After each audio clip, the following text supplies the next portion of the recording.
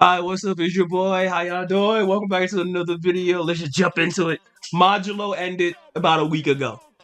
As y'all know, I was sick. I was dying, so I couldn't really produce any videos type shit. But Modulo ended a week ago on this March 8th. So let me give my quick thoughts on the ending. I know I'm late, but who cares? Who cares? Let's start off with let's just start off with the good. Okay, because I do have a little bit of gripes. The great. Yuji meeting Nobara again. I love it. I love how he brung Panda in as like a support, as like emotional support. That's why he went to go Gojo Clay. He just needed some support to be his friend again. Because I think he hasn't seen her since Hana, if I'm correct.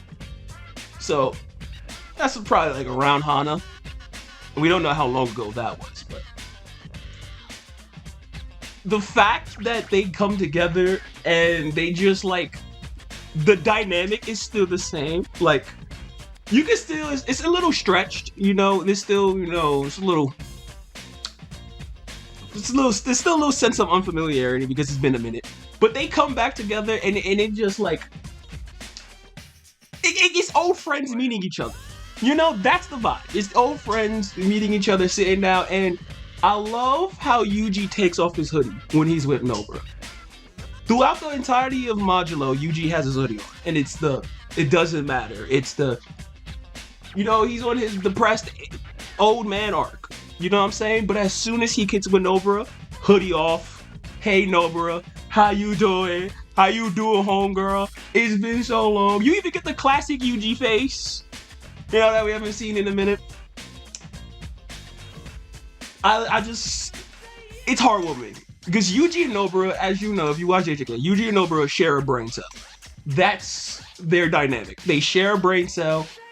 Nobara wants Yuji for something, Yuji pulls up. Frame one. I need you. Why? I need you. Tight shit. He's already there. I love it. Sibling, some would say, romantically, others would say, I don't care. They have probably top 5 best dynamics in JJK. That's why it's so sad when Nobara vanished after Shibuya. Because you really you really feel the void in Yuji's heart, bro. I love how even in the ending, if you watch a new anime, the ending has Nobara in it consistently throughout of it. Like that shows that how much she impacted Yuji. Like no matter what, Nobara will always be there. Oh, I love it. I love it. I love it. I love it. Let's talk about their plan. So we know there will be no more Jujutsu sorcerers after this, right? But we know that curses will still live. So Yuji's plan is, okay, let's make more curse tools. 1. 2, let's see if we can find more heavily restrict users. Because I do believe heavily restrict users will still be born. Because we don't have curse technique. Because we're stripping them of curse techniques. I forgot. It's like they would have to have large amount of curse energy or like a really strong curse technique. And if you get rid of it, then that's when the heavily restriction comes in. So I guess for Maki, right? Maki would have had construction. I think that's what it's called. Mai's curse technique, and it's a really strong curse technique. Plus, I think Mai had a lot of curse energy. So when you took that away, that was the compensation. That's why she has the Toji boost, right? I think that's how it is. Correct me if I'm wrong in the comments down below. So I think those will still be born. Correct me if I'm wrong, but I still think those will still exist. Maybe, who knows?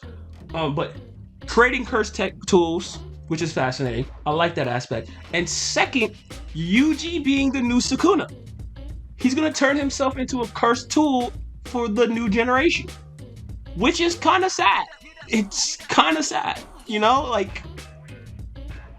he portrays it as happy, and it is kind of happy. They give the cameras light shonens, Yuji found a new purpose type shit. But nigga, you're gonna be here forever. He's gonna be on the earth forever, which makes sense because it follows his domain expansion seal. So Yuji's domain expansion seal is the Bodhisattva. I think I forgot which one, but he won't leave until everyone else finds salvation. Enlightenment. Like, that's Yuji's. I believe that's his domain symbol. That he will never find enlightenment until everyone else is out of hell. Something like that. Which is, I enjoy the symbolism. It makes sense. It's a little sad though, because when everyone dies, they're not going to be able to meet Yuji in the airport. You know, Yuji will never be in the airport. That's the sad. Like, the sad part about it. But, the plan, I fuck with it. I fuck with the plan. I like it. It might have little gripes because they don't know how to turn Yuji to a cursed tool, but I guess that's like Yuji and Nobura's quick mini adventure that they're gonna have together type shit. Who knows? Mind you, Nobura is looking fantastic for her age. Can I say that? She's looking. Ooh, Granny. For 86? Sure! Smack it down! That Jujutsu sorcery age you. Ooh! Age you like, wow! Damn, I saw a lot of some thirsty niggas for older Nobura on a timeline. That shit is crazy. The reunion of Maru,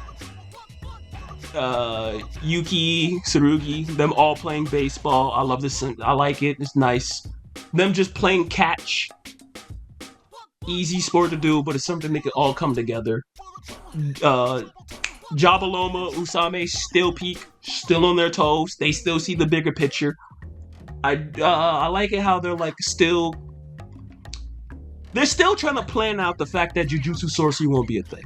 Like, they're still planning out the Maru thing, not the Maru, the Maru Stone, I think that's what it's called.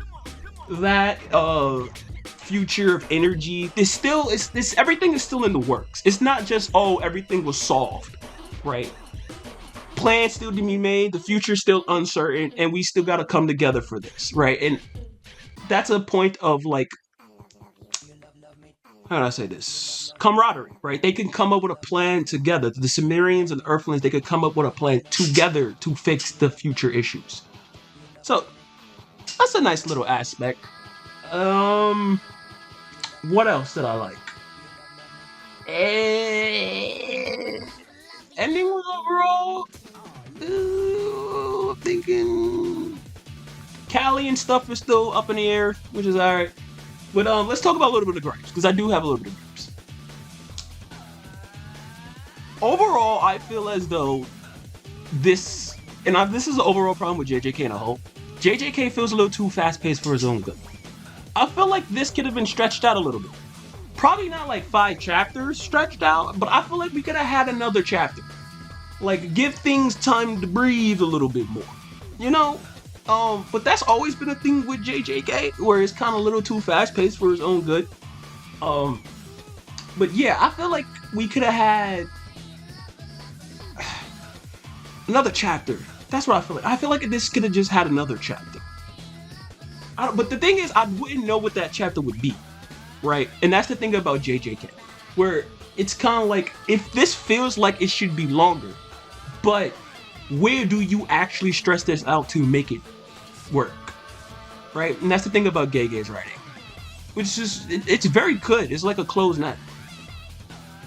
Now, but again, I do feel like, though, this was a little rushed. I feel like a lot of plot beats were just thrown in, and it was like, oh, here you go, Ender. I just feel like this was slightly rushed.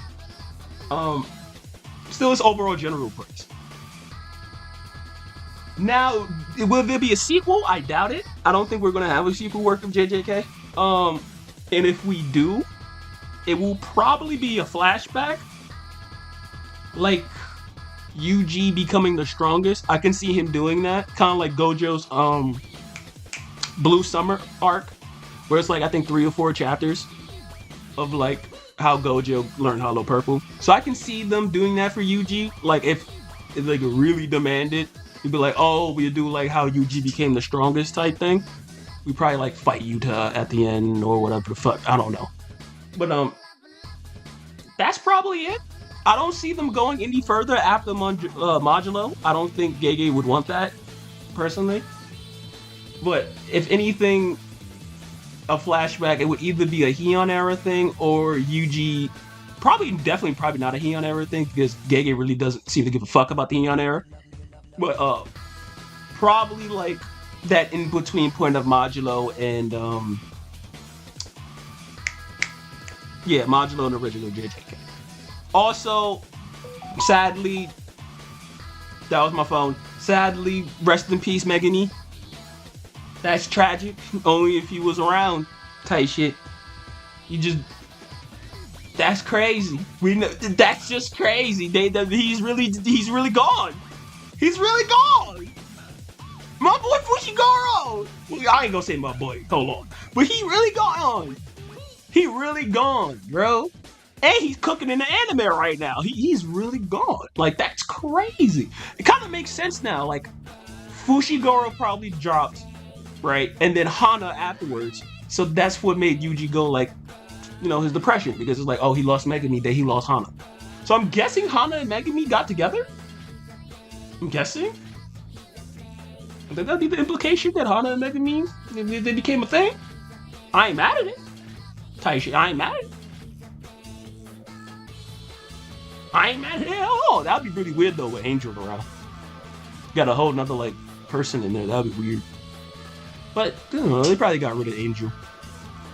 No, she was fused with Hana. I don't know. Anyway, this has been 11 minutes. That's my overall thoughts of JJK Modulo ending. I'm probably gonna make a video discussing the entirety of Modulo, because the Modulo definitely went up. Like, Modulo is definitely a series that started off slow, but like actually like really lived up to its like. I feel like this was a good sequel. Overall, I think Modulo was a really good JJK sequel. I really do. Again, a little too fast paced, but I think it was overall generally a good sequel. But that's gonna be the video. Make sure y'all like, comment, subscribe, and all that good stuff. It's been your boy. Deuces.